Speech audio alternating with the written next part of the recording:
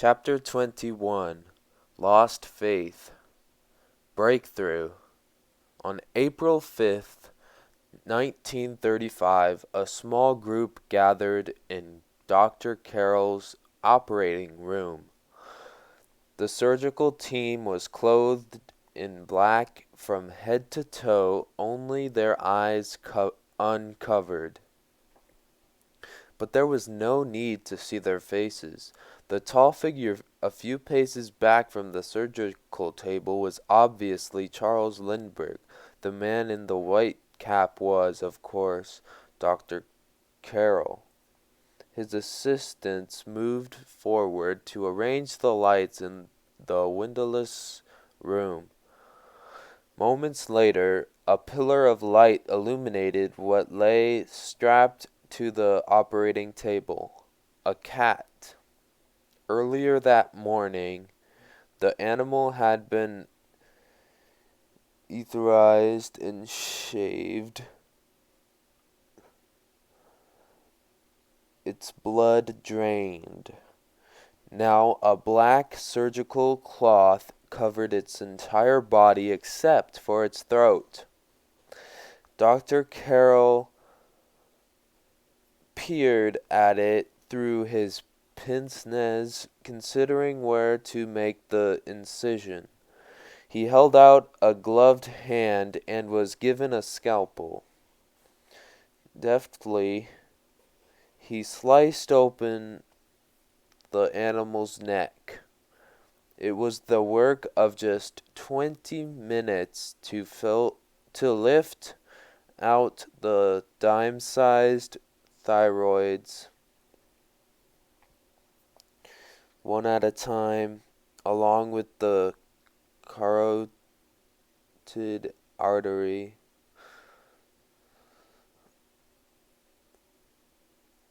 the vagus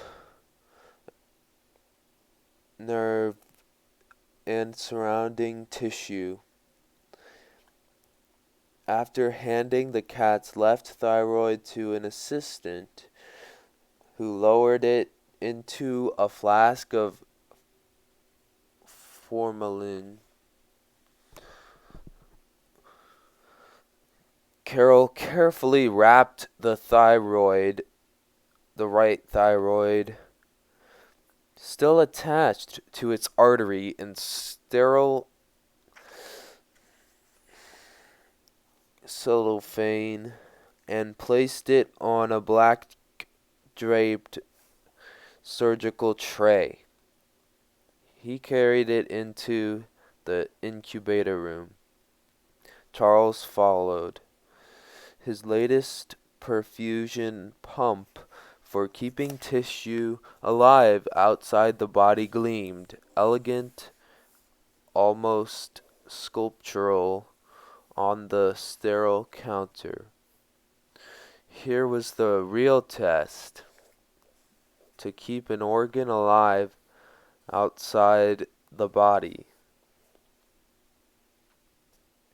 Far more complex than mere tissue, an organ required a delicately balanced environment, sterile, nutrient-rich, with just the right amount of pulsing motion to circulate those nutrients throughout the organ. Charles believed he'd perfected that environment. Since returning to the laboratory after the Hauptmann verdict, he'd worked at a feverish pace, calculating and recalculating his designs. He was largely silent during the long hours spent in his work area. Rarely speaking to the others in the lab, he saved most of his comments for his early morning discussions with Dr. Carroll. The men had a routine of meeting in Carroll's book-lined office before dawn to talk through ideas and theories. As usual, Carroll did most of the talking, reiterating his radical opinions about racial hygiene. The Hauptmann trial, with its grotesque party-like atmosphere, had proved that democracy was in a state of deterioration, he told Charles.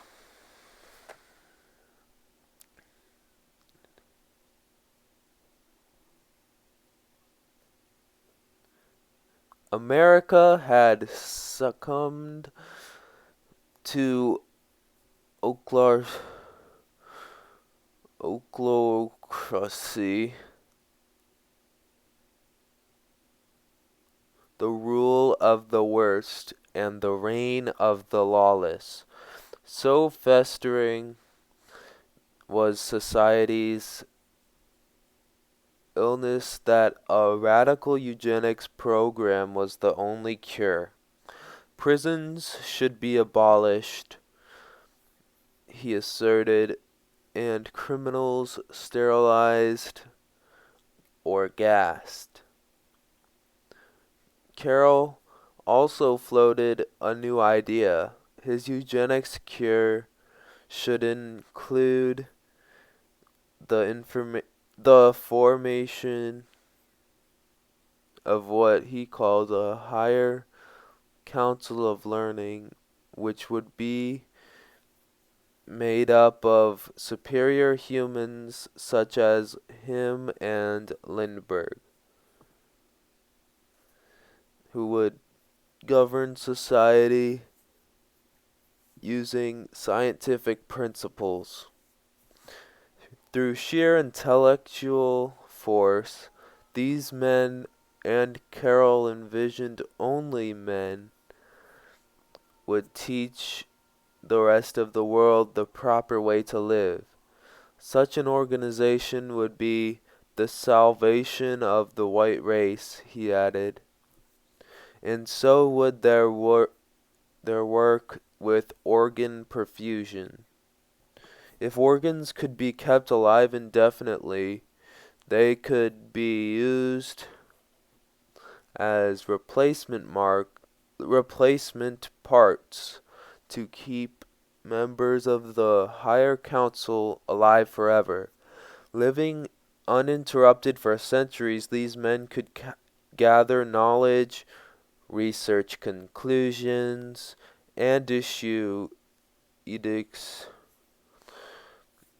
telling the rest of mankind how to live. They would become the immortal brain of the white race, creating a perfect social order. This was why so much depended on their success with the perfusion pump. It was the first step not just toward overcoming death, but also toward perfecting white civilization. Could any experiment be more important? Charles watched closely as Carroll carefully slid the cat's thyroid out of the cellophane and placed it in the top chamber of the device. The new improved design had 3 chambers stacked on top of each other.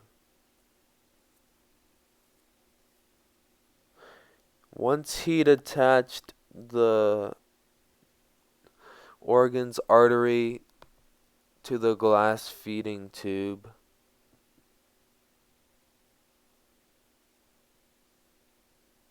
he stoppered the chamber.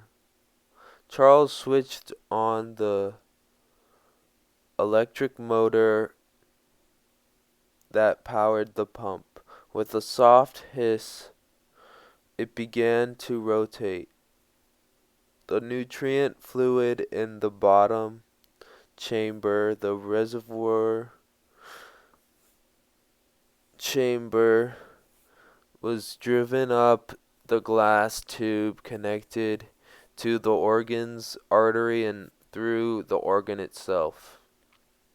After passing through the thyroid, the fluid ran back down into the middle chamber, the pressure equalizing chamber, then back into the reservoir chamber, where the process repeated itself.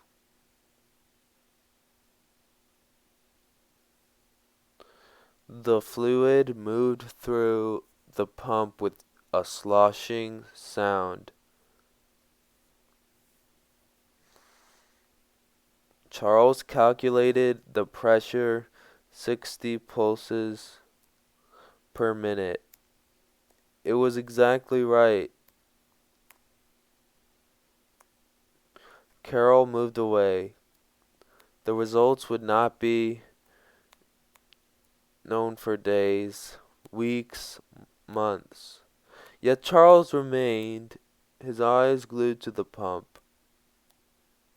12 hours later, long after the other assistants had gone for the day and the rest of the lights had been turned out, he was still there, watching, waiting, willing the organ to live.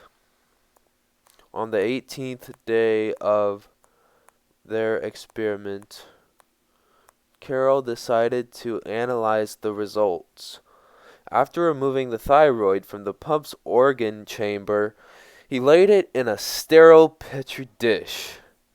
As Charles anxiously watched, the scientist carefully weighed and measured the organ before examining it for infection. He found none. The thyroid, he told Charles, was functioning perfectly. There is no reason why we could not keep organs alive indefinitely, he declared. Over the next 6 weeks, the two men performed 26 more experiments, perfusing kidneys, hearts, spleens, and ovaries from both cats and dogs.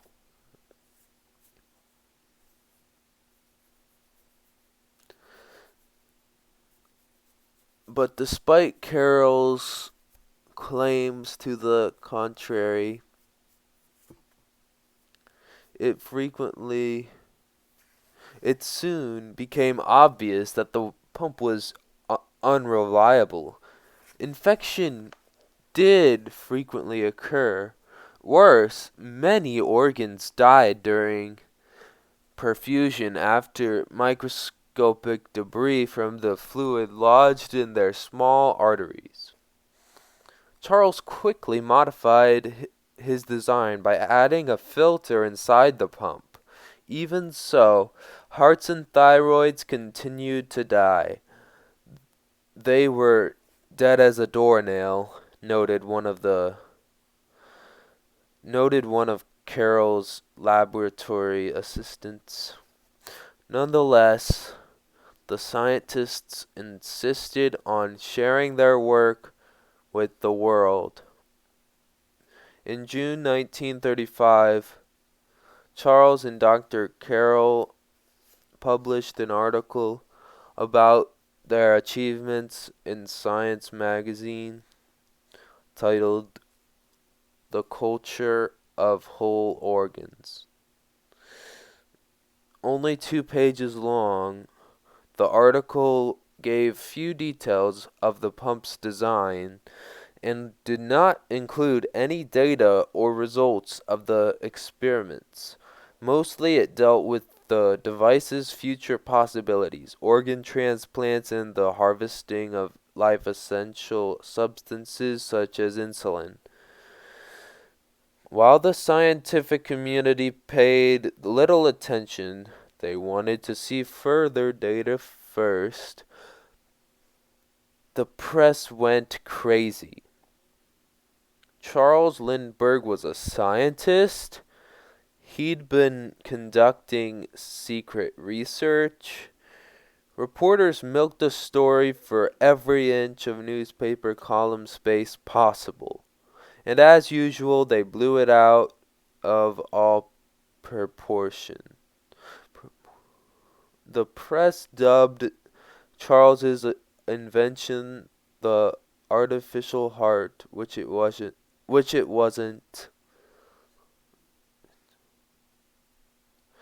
The New York Times declared it the most sensational discovery in the annals of medicine.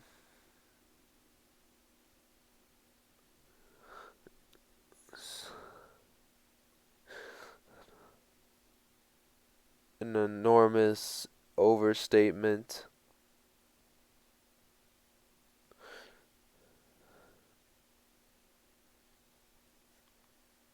One tabloid reported that Charles was creating artificial people from the hearts, brains, and lungs of human corpses.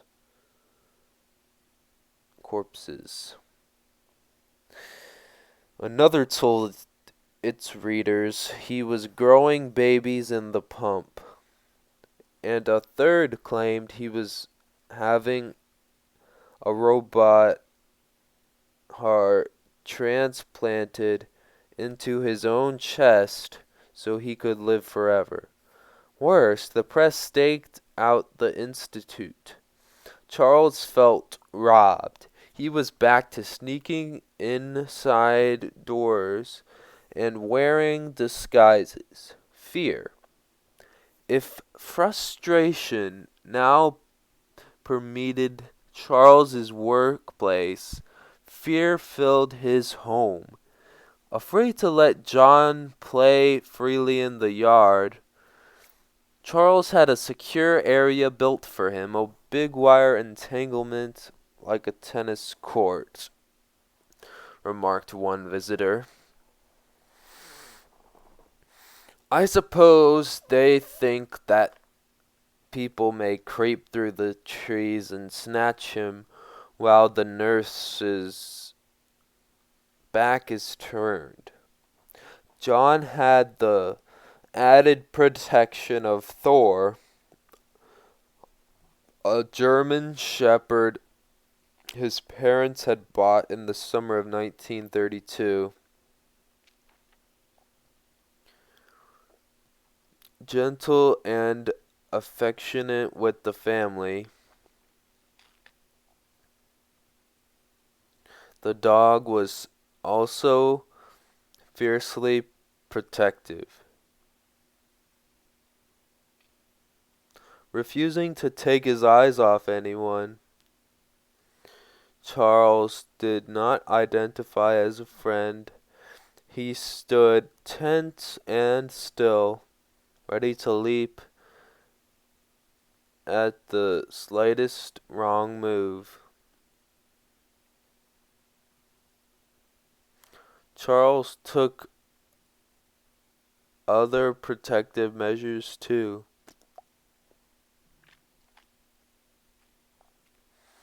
I carried a Colt 38 caliber revolver and a chest holster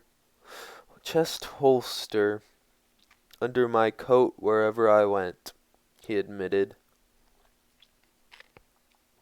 A retired detective with a sawed-off shotgun stayed close to John whenever he was out of the house. A night watchman made regular rounds at Next Day Hill throughout the night.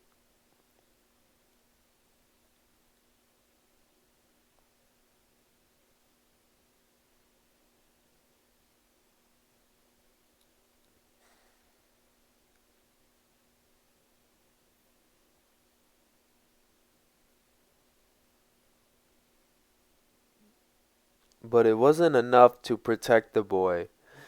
In the fall of 1935, while John and his classmates played in the yard at nursery school, a suspicious-looking truck covered with canvas pulled up to the curb.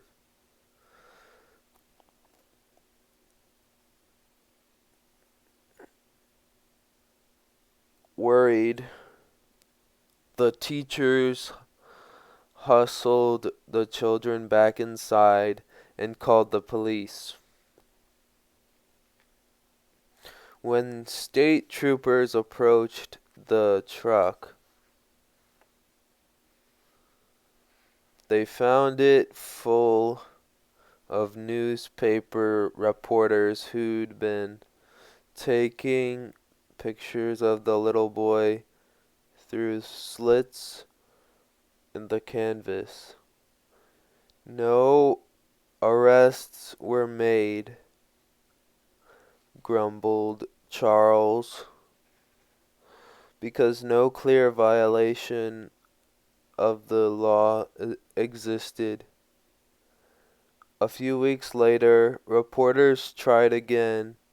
John's teacher was driving him home from school when suddenly a car forced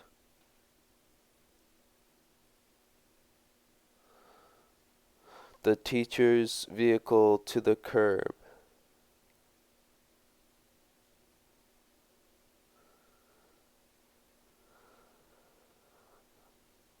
Convinced they'd come to steal the boy, she clutched him to her. John began to cry as a photographer jumped out, stuck a camera in the sobbing child's face, and snapped a picture. Then the photographer drove off.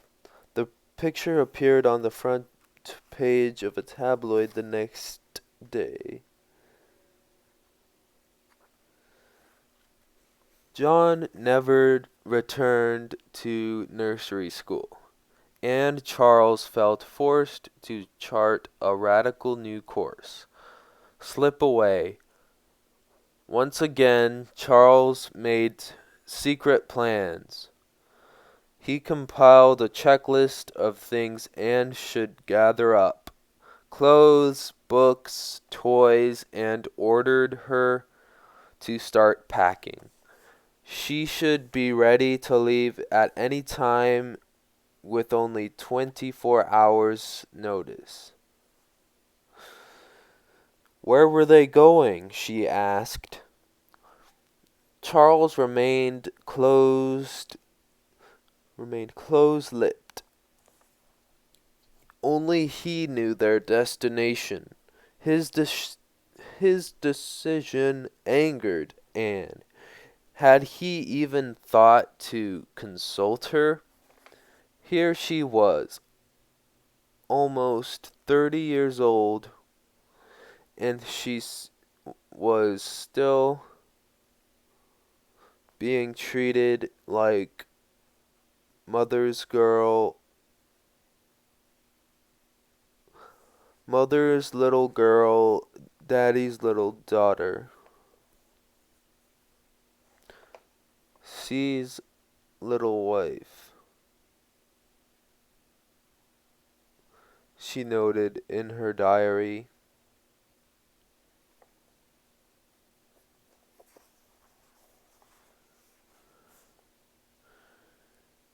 But Anne kept these feelings to herself and told Charles only what he wanted to hear. She didn't long for anything but a home. She said, a home anywhere with him and John. While Anne dutifully packed,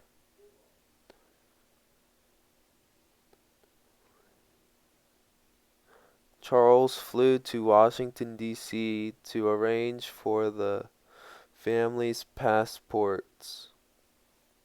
Reluctant to travel across the Atlantic on a passenger liner that would carry hundreds of other travelers, he bought tickets on a freighter.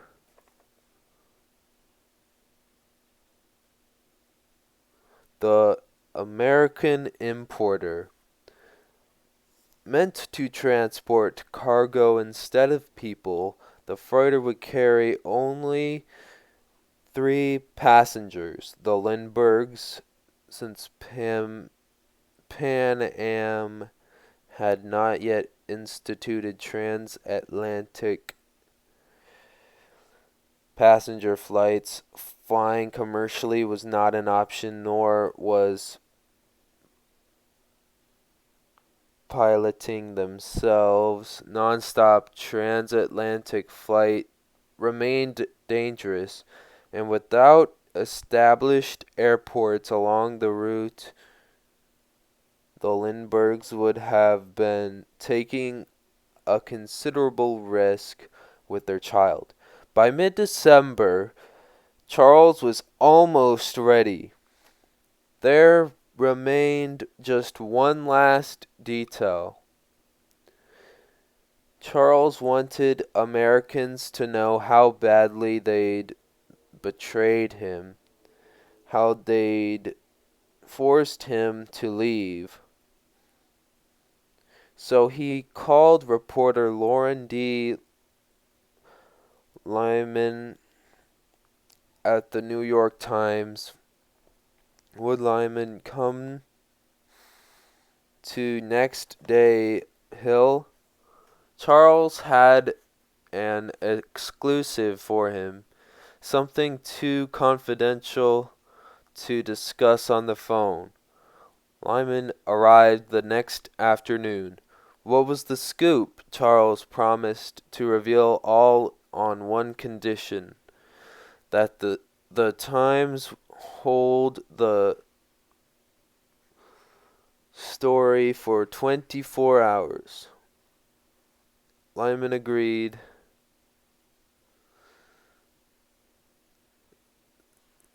Then, in words both measured and tinged with anger,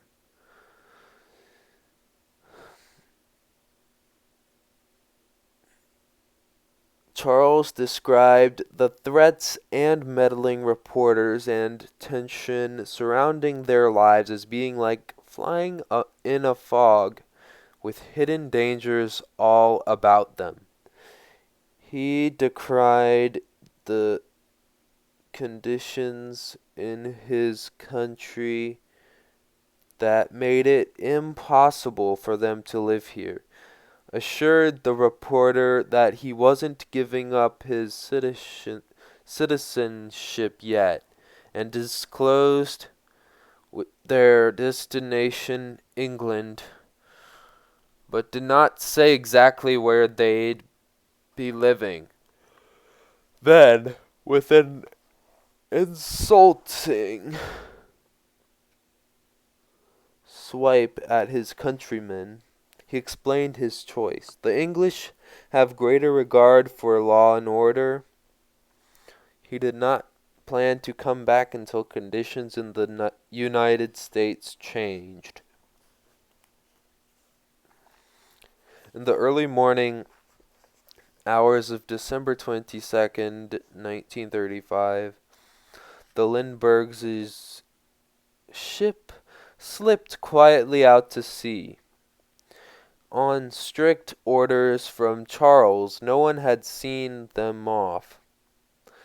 Instead, Anne's mother and her sister, Constance, had waved from the front door of Next Day Hill as the limousine had driven out of sight. After arriving at the Manhattan dock, Charles and Anne registered under false names and presented their new diplomatic passports.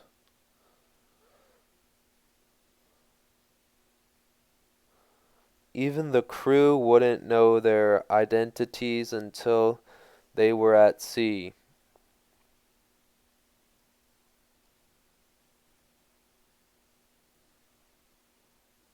Anne carried John down the darkened passageway to one of the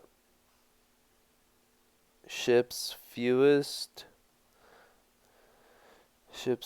staterooms while Charles lingered on deck.